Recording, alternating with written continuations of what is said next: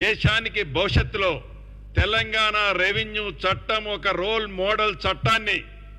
ప్రవేశపెట్టాలని ఒక కోదండరెడ్డి గారి కమిటీయే కాకుండా కేబినెట్ మంత్రులమే మేమే కాకుండా ఈ చట్టాన్ని పబ్లిక్ డొమైన్లో పెడతామని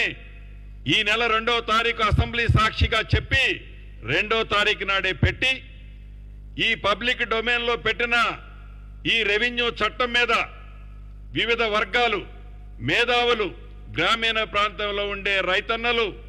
అనేక మంది అడ్వకేట్స్ ఇచ్చే సూచనల్ని సలహాలని మంచి వాటిని సేకరించి